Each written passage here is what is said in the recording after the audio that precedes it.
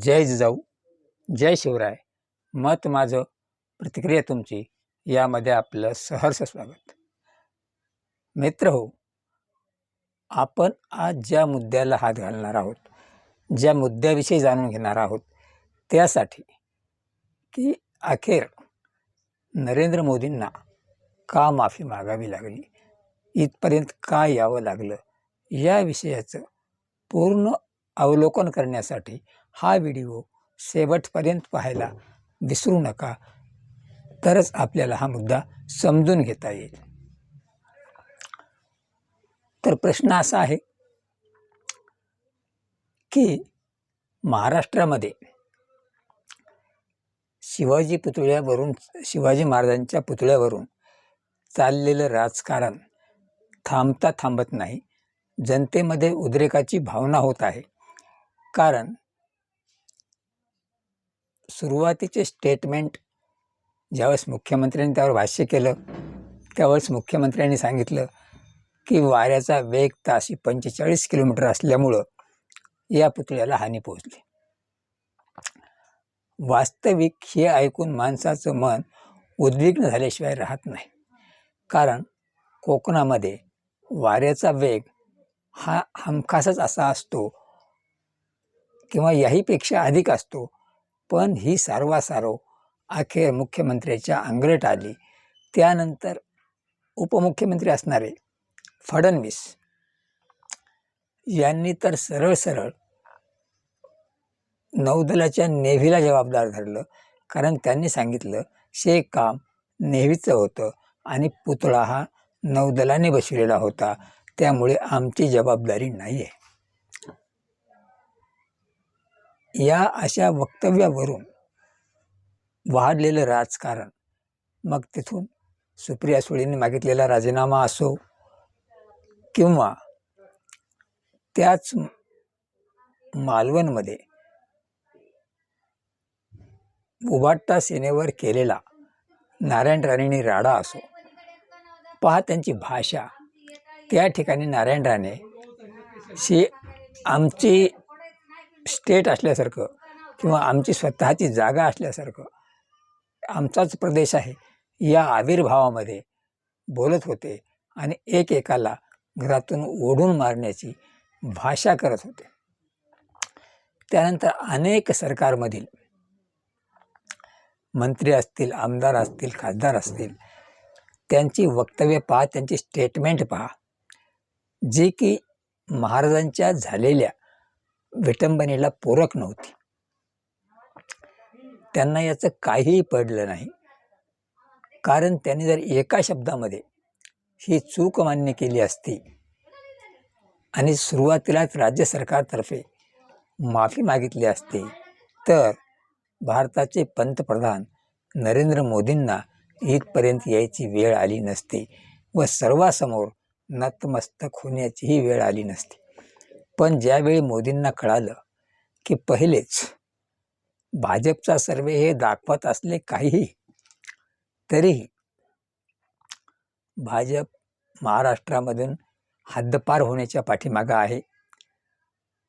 कारण भाजपची नीती अशी आहे की शिंदेचा वाढत चाललेला प्रभाव, अजित पवारांची वेगळी चूल मांडण्याची दिशा, या सर्वावरून लोकांचा मूड देवेंद्र फडणवीस विरोधी होत चालला आहे. त्यात मराठा आरक्षणाचा मुद्दाही असेल. मराठा आरक्षणाच्या मुद्द्याचे जे आपण ज्यांना जनक म्हणू, ते मनोजदादा जरांगे पाटील यांनी तर सरळ सरळ सांगितलं की आपल्याला भारतीय जनता पक्षाचे म्हणजेच देवेंद्र फडणवीसांचे 113 आमदार पाडायचे.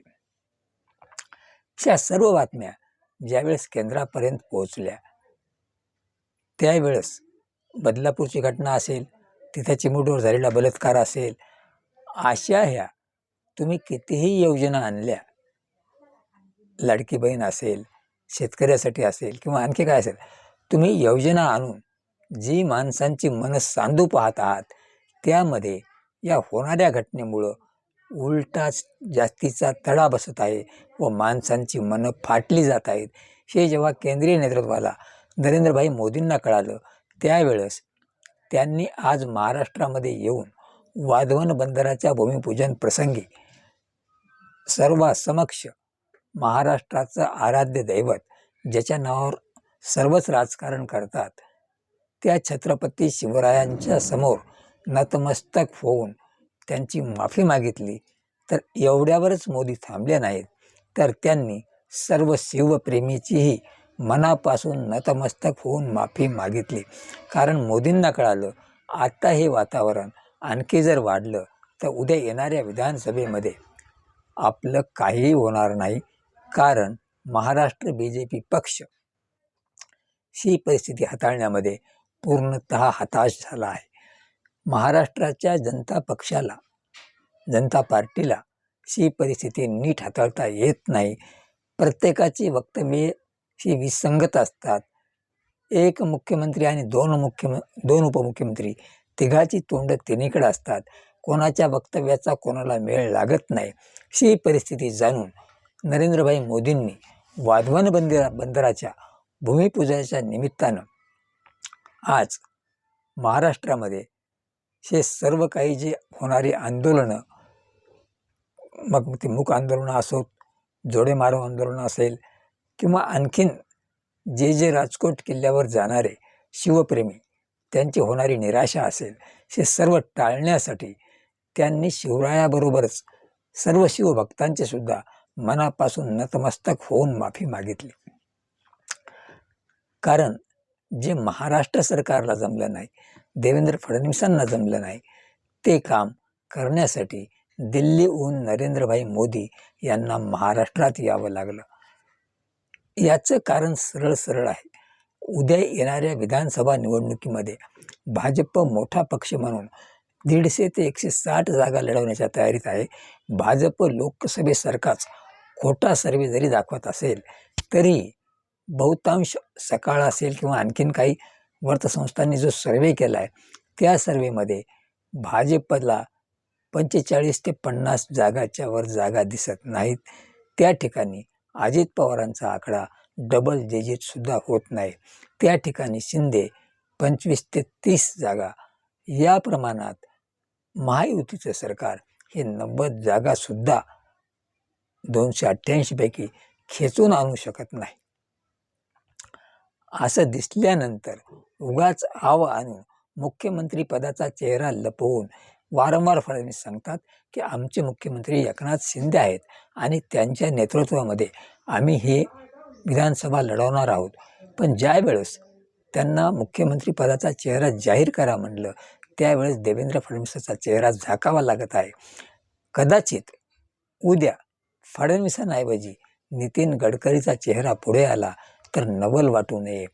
कारण ज्या अर्थी नरेंद्रभाई मोदी वाधवन बंदराच्या निमित्तानं आज महाराष्ट्रात आले, त्यामध्ये फार मोठी खेळी आहे की महाराष्ट्राच्या जनतेची, शिवरायांची माफी मागून एक जनतेच्या पोटामध्ये दिलासा किंवा आम्ही कसे तुमच्याबरोबर आहोत हे दाखवण्याचा प्रयत्न जरी होत असेल, तरीही महायुतीमध्ये कुछ तो गडबड है, या प्रकारची गडबड आहे. तेव्हा खुद्द पंतप्रधानांना येऊन वाधवन बंदराच्या पायाभरणीच्या मुहूर्तावर या महाराष्ट्रातील व देशातील तमाम लोकांची माफी मागण्याचं काम करावं लागलं. मित्रहो, हा व्हिडिओ कसा वाटला? जर पटला तर लाईक, शेअर आणि सबस्क्राईब करायला मात्र विसरू नका. जय जिजाऊ, जय शिवराय.